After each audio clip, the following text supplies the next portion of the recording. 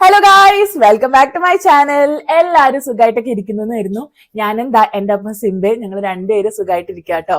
അപ്പൊ first of all എല്ലാവർക്കും വളരെയേറെ നന്ദിയുണ്ട് എന്റെ ചാനൽ സപ്പോർട്ട് ചെയ്യുന്നതിലും. ചാനൽ മാത്രമല്ല, എന്റെ ഇൻസ്റ്റഗ്രാം പേജ് സപ്പോർട്ട് ചെയ്യുന്നതിലും വളരെയേറെ നന്ദിയുണ്ട്. ഇൻ കേസ് നിങ്ങൾ എന്റെ ഇൻസ്റ്റഗ്രാം ഫോളോ ചെയ്തിട്ടില്ല എന്നുണ്ടെങ്കിൽ ഡെഫിനറ്റ്ലി ഇൻസ്റ്റാഗ്രാമിലോട്ട് വിട്ടോ, അതിനെ ഫോളോ അടിച്ചോ. ബിക്കോസ് ഞാൻ അവിടെയും ഒരുപാട് ഇൻഫോർമേറ്റീവ് കണ്ടന്റ്സ് ഷെയർ ചെയ്യുന്നുണ്ട്. ചെറിയ 60 സെക്കൻഡ് 90 സെക്കൻഡ് കണ്ടന്റ്സ് ആണ് ഷെയർ ചെയ്യുന്നത്. അപ്പൊ അത് ചെക്ക്ഔട്ട് ചെയ്യാൻ മറക്കണ്ട. അപ്പോൾ എൻ്റെ ചാനൽ ഇപ്പോൾ തുടങ്ങിയിട്ട് ഓൾമോസ്റ്റ് 2 years അബവ് ആയി. ആൻഡ് ആ ഒരു ടൈമിൽ ഞാൻ ഇതുവരെ ഒരു Q&A സെഷൻ പോലും ഒന്നും ചെയ്തിട്ടില്ല. ജസ്റ്റ് വീഡിയോസ് ക്രിയേഷൻ ആയിരുന്നു. അപ്പൊ ഞാൻ ഒരു Q&A സെഷൻ ആയിട്ടാണ് ഇന്ന് വന്നിരിക്കുന്നത്.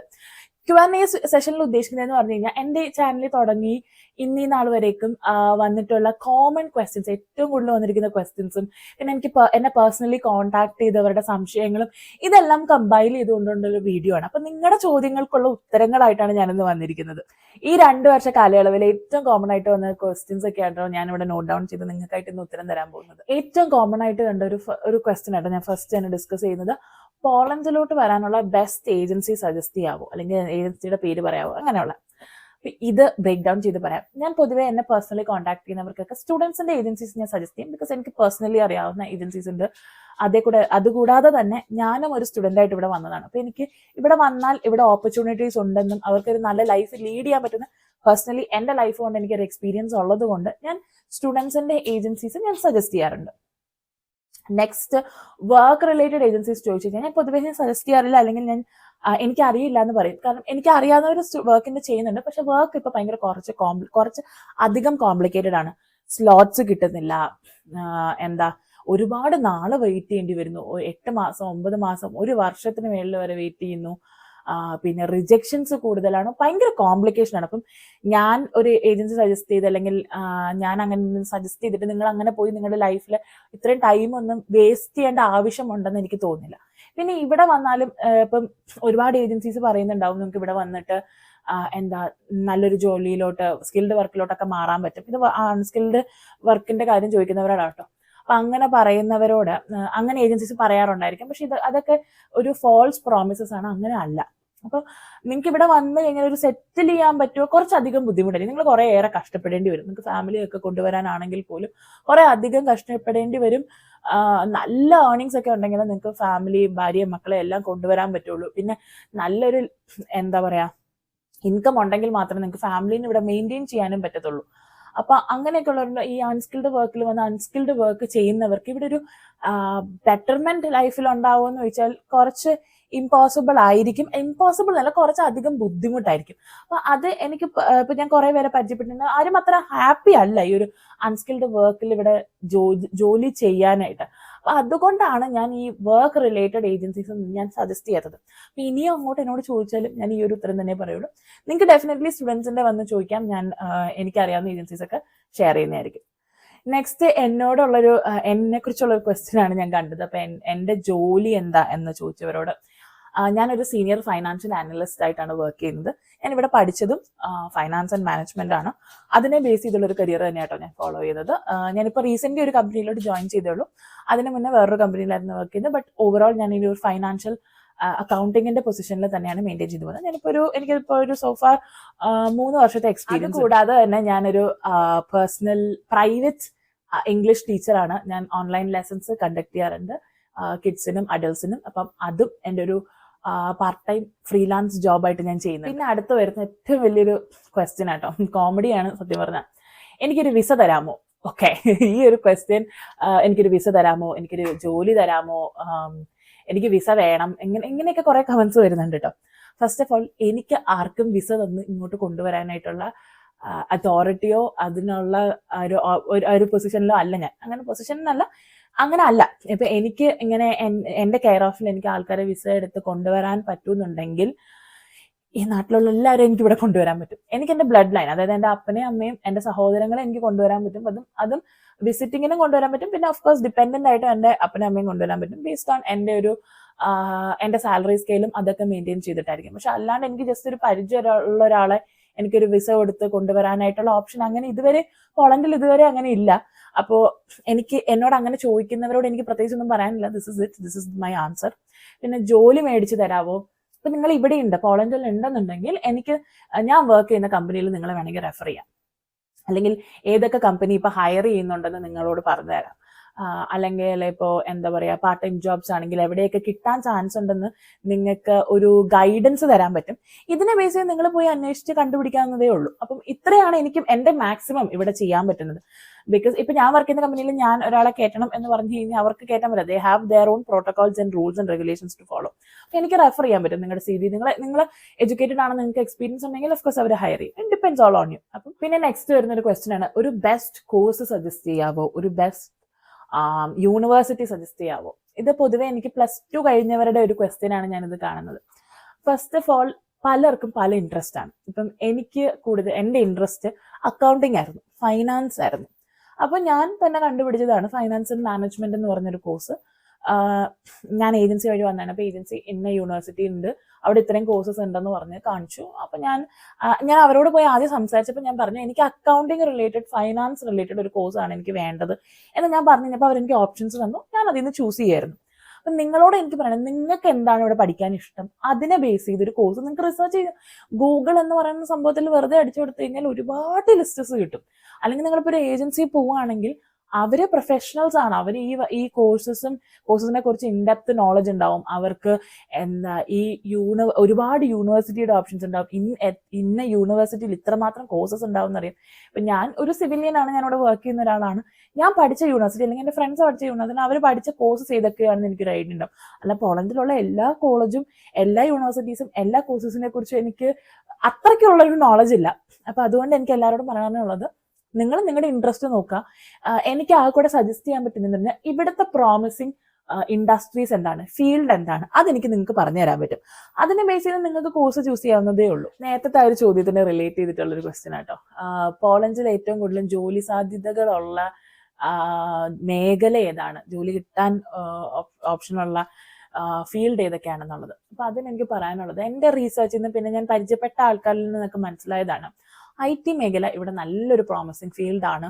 നിങ്ങൾക്ക് ഒരുപാട് ജോലി കിട്ടാനും ഒക്കെ ഒരു ഇപ്പോൾ ഒരു ഓപ്പൺ വിൻഡോ ആയിട്ട് കിടക്കുന്ന ഒരു ഫീൽഡാണ് IT ഫീൽഡ്. നിങ്ങൾക്ക് അത് നോക്കാവുന്നതാണ്. നെക്സ്റ്റ് ഞാൻ പറയുന്നത് എൻ്റെ ഒരു ഫീൽഡ് അക്കൗണ്ടിങ് ആൻഡ് ഫൈനാൻസ്. അതും നല്ലൊരു ഓപ്ഷനാണ്. കാരണം ഒരുപാട് ബാങ്ക്സ് ആണെങ്കിലും മൾട്ടിനാഷണൽ കോർപ്പറേഷൻസ് ആണെങ്കിലും അവരുടെ ഹബ്സും കാര്യങ്ങളൊക്കെ പോളണ്ടിൽ കൊണ്ടിടുന്നുണ്ട് ബിക്കോസ് ഓഫ് ചീപ്പ് ലേബർ. അപ്പൊ അതുകൊണ്ട് ഇങ്ങനെയുള്ള റോൾസ് ഇപ്പോൾ ഓപ്പൺ അപ്പ് ആവുന്നതുകൊണ്ട് അതുകൊണ്ട് you can search for it. Next business management overall business administration, അങ്ങനെ ഒരു ഫീൽഡ്. അതും ഒരു എന്താ പറയാ, കറക്റ്റ് ഇപ്പോൾ കണക്കൊന്നും ഇഷ്ടമല്ലാത്തവർക്കാണെങ്കിൽ ഈ ഒരു ഫീൽഡിലോട്ട് പോകാം. അതിനും നല്ല ഓപ്പർച്യൂണിറ്റീസ് ഇപ്പോൾ ഇവിടെ കണ്ടുവരുന്നുണ്ട്. ഞാൻ ഇപ്പോഴത്തെ ഒരു കറണ്ട് ട്രെൻഡ് ആട്ടോ പറയുന്നത്, ഈ കഴിഞ്ഞ കുറച്ച് വർഷങ്ങളായിട്ട് കണ്ടുവരുന്നത്. Our future things might change or not, പക്ഷെ ഇപ്പോഴത്തെ ഒരു ഇതാണ്. പിന്നെന്ന് പറഞ്ഞാൽ ട്രക്ക് ഡ്രൈവേഴ്സിന് ഓപ്പർച്യൂണിറ്റീസ് ഉണ്ട്, നല്ല ഓപ്പർച്യൂണിറ്റീസ് കണ്ടുവരുന്നുണ്ട്. കുറച്ച് ടഫാണ് ട്രക്ക് ഡ്രൈവറിന്റെ വിസ കിട്ടി വരാനും, ട്രക്ക് ഡ്രൈവറിന്റെ എന്താ പറയാ ലൈസൻസും കാര്യങ്ങളൊക്കെ റെഡിയാക്കി കിട്ടി വരാൻ കുറച്ച് ടഫാണ്.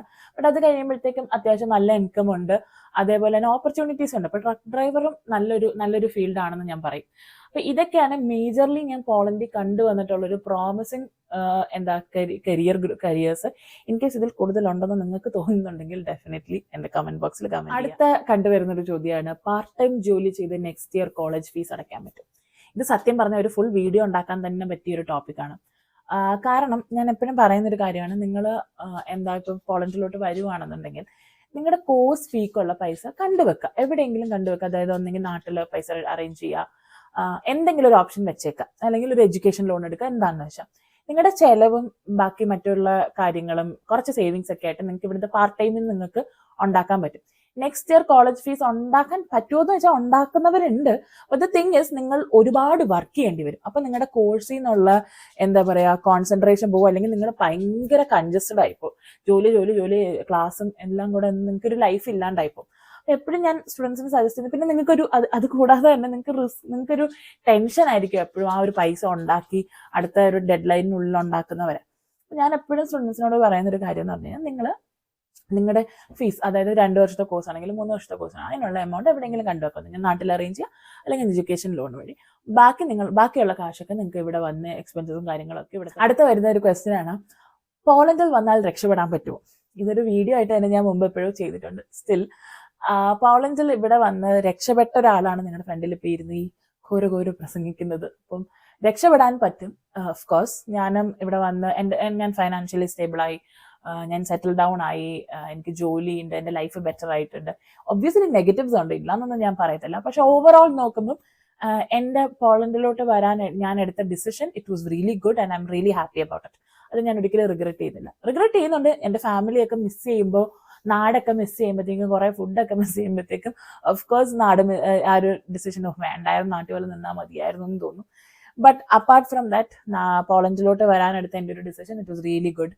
ആൻഡ് എനിക്കൊരു വിശ്വാസമുണ്ട് ഞാൻ വന്നത് ഒരു റൈറ്റ് ടൈം തന്നെയായിരുന്നു 5 years ago. പിന്നെ എനിക്ക് എല്ലാവരോടും പറയാനുള്ളത്, നിങ്ങളൊരു പ്രോപ്പർ പാത്തിലൂടെയാണ് പോളണ്ടിൽ വരുന്നത്, നിങ്ങളൊരു പ്രോപ്പർ ലൈഫാണ് ഇവിടെ ലീഡ് ചെയ്യുന്നത്, നിങ്ങളൊരു പ്രോപ്പർ പാത്തിലൂടെയാണ് നിങ്ങളുടെ ലൈഫ് ഇവിടെ ലീഡ് ചെയ്യുന്നതെന്നുണ്ടെങ്കിൽ ഡെഫിനറ്റ്ലി നിങ്ങൾക്ക് ഒരു ഗ്രോത്ത് ഉണ്ടാവും. ഇവിടെ വന്ന് രക്ഷപ്പെടാൻ പറ്റും, നിങ്ങൾ ഉദ്ദേശിച്ച കാര്യങ്ങളൊക്കെ ഒരുവിധം നടത്തിക്കൊണ്ട് പോകാൻ പറ്റും. കാനഡ, UK എന്ന് പറയുന്ന ഈ കൺട്രീസ് പോലെ ഭയങ്കരമായിട്ട് സേവ് ചെയ്ത് ഭയങ്കരമായിട്ട് പൈസ ഉണ്ടാക്കാനൊക്കെ പറ്റുമെന്ന് വെച്ച് കഴിഞ്ഞാൽ I don't know, not that much. പക്ഷേ ഓവറോൾ നോക്കുമ്പോൾ ആ കൺട്രീസ് ഒക്കെ വെച്ച് നോക്കുമ്പോൾ എക്സ്പെൻസസും കാര്യങ്ങളും ഇവിടെ കുറച്ചുകൂടെ കുറവാണ്. അപ്പൊ അത് എനിക്ക് എപ്പോഴും ഒരു പ്ലസ് പോയിന്റ് ആയിട്ട് തോന്നിയിട്ടുണ്ട്.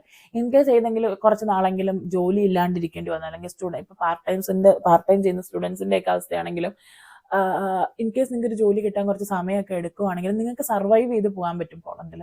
പക്ഷേ ഇപ്പോൾ UK, കാനഡ എന്ന് പറഞ്ഞ ഈ കൺട്രീസ്, ഓസ്ട്രേലിയ ഒക്കെ പോലെ കൺട്രീസിൽ നിങ്ങൾക്ക് സർവൈവ് ചെയ്യാൻ കുറച്ചധികം ബുദ്ധിമുട്ടായിരിക്കും.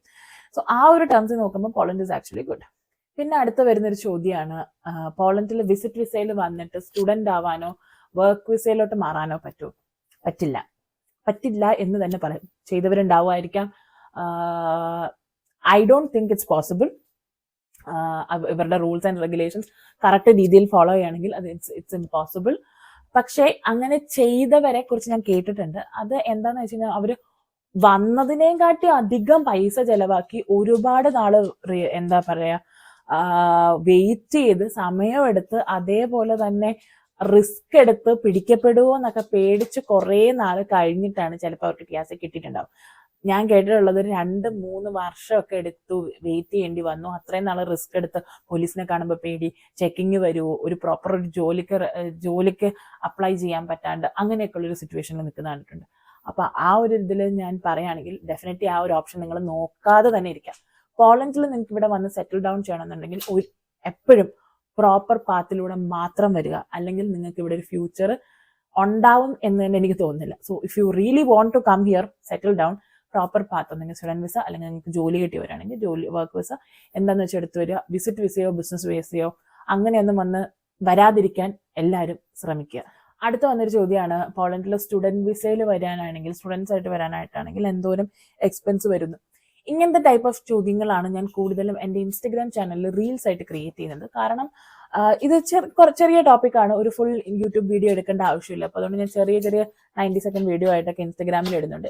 ഈ ഒരു സെയിം ക്വസ്റ്റ്യനുള്ള ആൻസർ ഡെഫിനറ്റ്ലി എൻ്റെ ഇൻസ്റ്റഗ്രാമിൽ ഞാനൊരു വീഡിയോ ആയിട്ട് തന്നെ റീസെന്റ് ക്രിയേറ്റ് ചെയ്തിട്ടുണ്ട്. അപ്പോൾ നിങ്ങൾക്ക് അത് ചെക്ക്ഔട്ട് ചെയ്യാം.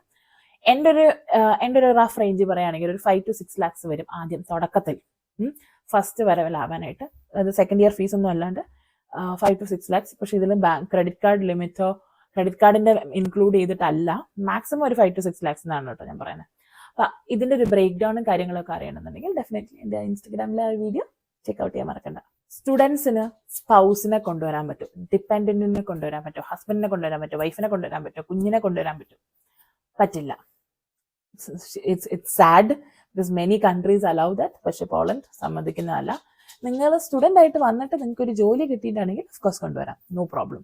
നിങ്ങൾക്ക് ഡിപ്പെൻഡൻ്റ് ആയിട്ട് നിങ്ങൾക്ക് അതിനുള്ള സാലറിയും കാര്യങ്ങളും ഉണ്ടെന്നുണ്ടെങ്കിൽ നിങ്ങൾക്ക് ഡെഫിനറ്റ്ലി കൊണ്ടുവരാൻ പറ്റും. ബട്ട് നിങ്ങളൊരു സ്റ്റുഡൻ്റ് ആയിട്ട് പാർട്ട് ടൈം മാത്രമായിട്ട് വർക്ക് ചെയ്യുന്ന ഒരാൾക്ക് ഫാമിലിയെ കൊണ്ടുവരാൻ പറ്റില്ല. ഇതൊക്കെയാണ് ഞാൻ ഏറ്റവും കോമൺ ആയിട്ട് കണ്ടിട്ടുള്ള ക്വസ്റ്റ്യൻസ് കേട്ടോ. ഇതിൽ കൂടുതൽ എന്തെങ്കിലും നിങ്ങൾക്ക് ആൻസേഴ്സ് വേണമെന്നുണ്ടെങ്കിൽ എൻ്റെ ഈ വീഡിയോയുടെ താഴെ കമൻറ്റ് ബോക്സിൽ നിങ്ങളുടെ ചോദ്യങ്ങളെല്ലാം വന്നിടുക. ഞാൻ ഉദ്ദേശിക്കുന്ന once in a month or every 2 months കൂടുമ്പോഴത്തേക്കും ഒരു Q&A സെഷൻ്റെ ഒരു വീഡിയോ ആയിട്ട് തന്നെ ക്രിയേറ്റ് ചെയ്തിട്ടുണ്ട്. അപ്പം നിങ്ങൾക്ക് എന്ത് ക്വസ്റ്റ്യൻസ് ഉണ്ടെങ്കിലും ഈ ഒരു വീഡിയോയുടെ ശ്രദ്ധിക്കുക, ഈ ഒരു വീഡിയോയുടെ കമന്റ് ബോക്സിൽ തന്നെ നിങ്ങളുടെ ക്വസ്റ്റ്യൻസ് വന്ന് പോസ്റ്റ് ചെയ്യുക. ഞാനത് വീഡിയോ ആയിട്ട് ക്രിയേറ്റ് ചെയ്യുന്നതായിരിക്കും. കാരണം ഞാൻ പറഞ്ഞത് ഇപ്പോൾ ഞാൻ ഒരുപാട് ഇതുവരെയും ചെയ്യാത്ത ഒരു സെഷനാണ് ഇപ്രാവശ്യം ചെയ്തുകൊണ്ട് ഈ കോമൺ ക്വസ്റ്റ്യൻസ് ഒക്കെ കണ്ടുപിടിക്കാൻ ഈ 2 വർഷമായിട്ട് എല്ലാ വീഡിയോസിനും കണ്ടുപിടിക്കാൻ കുറച്ചേറെ ബുദ്ധിമുട്ടി. സോ അതുകൊണ്ട് നിങ്ങളുടെ പല ക്വസ്റ്റ്യൻസും ഞാൻ മിസ് ഔട്ട് ചെയ്ത് പോയിട്ടുണ്ടാവാം.